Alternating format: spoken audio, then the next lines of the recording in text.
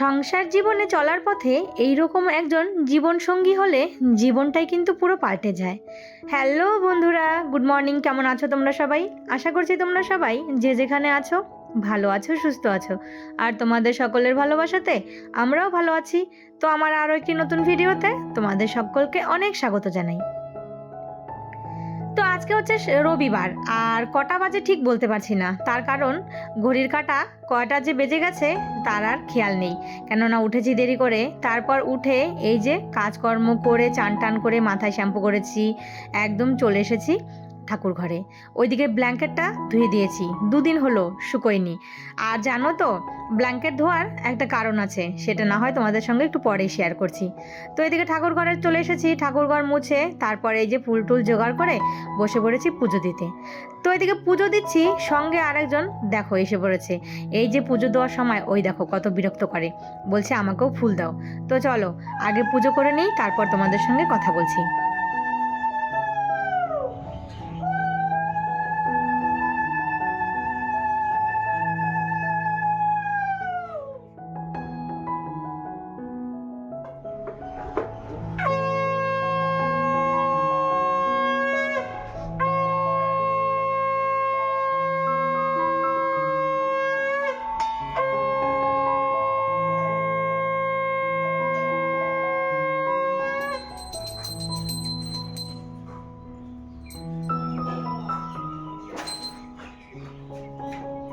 যেই আমি ঠাকুর ঘরে ঢুকেছি অমনি উনি চলে এসেছে। এসেই ওই যে আমার সঙ্গে দেখো হাতে হাতে ঠাকুরকে ফুল দিচ্ছে, ঘন্টা বাজাচ্ছে, কাশি বাজাচ্ছে, মানে কি যে করছে, ওকে কিছুতেই থামানো যাচ্ছে না। যাই হোক, পুজো টুজো সেরে চলে আসলাম, এখন এই যে বিছানাটা গুছিয়ে নিচ্ছি।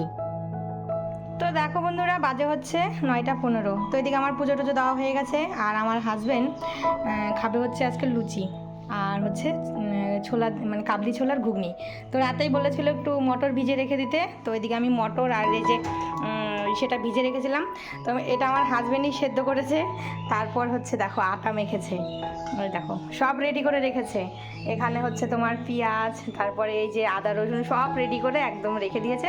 তো আমাকে বলছে তুমি এখন বানাও। তো ওইদিকে আমি পূজা দিতে গেছি, জানি তো রবিবার একটু দেরি হবে, দেরি করে ঘুম থেকে উঠলেই যা হয়। তো ওইদিকে দেরি হবে দেখে ও তাড়াতাড়ি করে এগুলো সব রেডি করে রেখে দিয়েছে আমার জন্য। তা আমি এখন এই যে ঘুগনিটা বসিয়ে দেবো, আর এদিকে কড়াই বসিয়ে দিলাম, এদিকে হচ্ছে তোমার লুচিটা করে নেব। তো এই মাসে এই যে কাবলি ছোলা আনা, মানে ছোলাটা আনা হয়েছে। তো বলেছিল কালকে রাত্রেবেলা যে একটু ঘুগনি করবে সকালবেলা, আর হচ্ছে লুচি করবে। তো চলো দেখতে থাকো ব্লগটা। আর হচ্ছে ঘুগনি আর সকালের ব্রেকফাস্ট আজকে হচ্ছে ছোলার, কাবলি ছোলার ঘুগনি, আর এই যে হচ্ছে ফুলকো ফুলকো লুচি। তো বানাই চলো। তো এইদিকে আমি বসিয়ে দিলাম এই যে তোমার ছোলার ঘুগনিটা, কাবলি ছোলার। তো এদিকে আলুগুলো সেদ্ধ করে নিয়েছি ওই ছোলার সঙ্গেই। আর এদিকে আমি সমস্ত লুচিগুলো বেলে তারপর এখন সমস্ত লুচি একে একে ভেজে নেব। আর ছেলেরা তো লুচি খেতে ভালোবাসে, হাজব্যান্ডেরও রাতে বলেছিল যে একটু ছোলা ভিজিয়ে রাখতে। তো ছোলাটা না ওই মনে করে ভিজেতে হয়, না হলে না ওই সঙ্গে সঙ্গে তো আর ভিজে না। কোনো দিন হয়তো রাতের বেলা বলে রাখে যে ভিজিয়ে রেখো, সকালে ঘুগনি করে দিও, তাহলেই ওই মনে থাকে, সঙ্গে সঙ্গে ভিজিয়ে দিই। যাই হোক, সকালের ব্রেকফাস্ট আমাদের রেডি হয়ে গেছে। আজকে হচ্ছে এই যে লুচি আর সাথে হচ্ছে ছোলার ঘুগনি। তো চলো খাওয়া দাওয়া সেরে আবার তোমাদের সঙ্গে কথা হচ্ছে। খাওয়া দাওয়া সেরে একবারে চলে আসলাম দুপুরে রান্নার জোগাড় করতে। আজকে তো রবিবার, অনেক কিছু বাজার আনবে, তো সেগুলো গোছাতে গোছাতে আমার অনেকটাই সময় কিন্তু কেটে যাচ্ছে। তো এই যে দেখো এত মাছ, এগুলো সব কেটে বেছে ধুয়ে পরিষ্কার করে তারপর রাখতে হবে। মাছ তো আর রান্না করব না, শুধু করব হচ্ছে মাংসটাই। তো সকালের খাওয়া দাওয়া করে তারপরে এই যে দেখো মাছ টাছ তোমাদেরকে দেখালাম। তো সমস্ত মাছ মাংস সব এই যে ধুয়ে টুয়ে, মানে কেটে বেছে ধুয়ে একবারে রেডি করে রাখলাম। আর এদিকে বসে বসে যে পেঁয়াজ রসুন, তারপর হচ্ছে বাঁধাকপি, এগুলো সব রেডি করে নিলাম। তো করব হচ্ছে বাঁধাকপি দিয়ে মাছের মাথা দিয়ে ঘন্ট, আর করব তোমার হচ্ছে মাংস।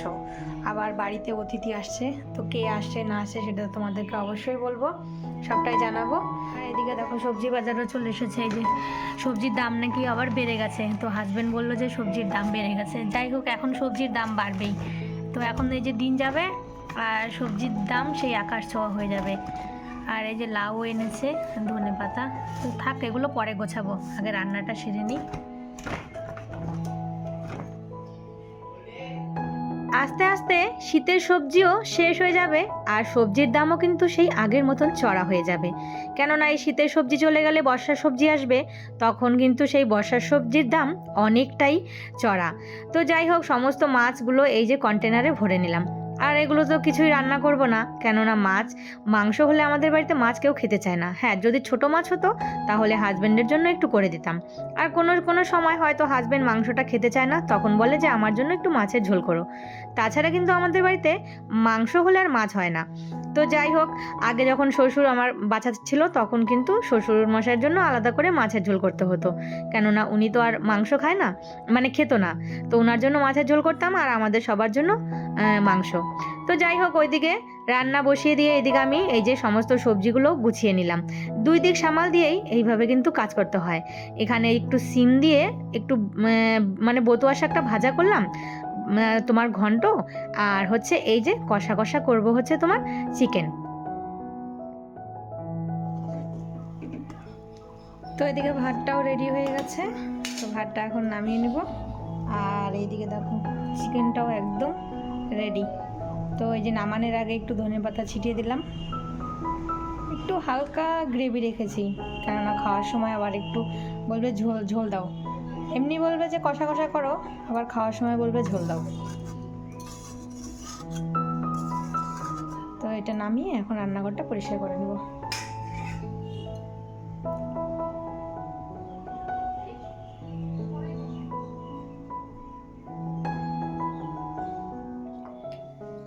কি করতেছো তোমরা সবাই?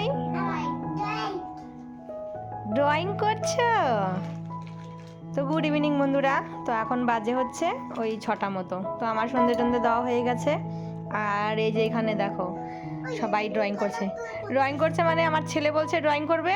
তো এই যে মিষ্টি এসেছে, তো মিষ্টিকে তো তোমরা, মিষ্টি দিকে তাকাও, মিষ্টিকে তোমরা চেনো? অনেকেই চেনো, আমার বড় ননদের ছোট মেয়ে। আর ওইটাকে চেনো তোমরা? তোমার নাম কি বলো? ও বাবা, ঠিক আছে ড্রয়িং করো। এটা এটা কি? এটা কি? Christmas tree. আর এটা কি?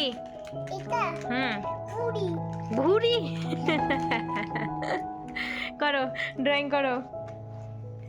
তো তোমাদেরকে বলেছিলাম না আমাদের বাড়িতে গেস্ট আসবে, তো এই যে আমার বড় ননদ এসেছে, আর হচ্ছে ওর হাজবেন্ড, আর এই যে হচ্ছে ওর ছোট মেয়ে।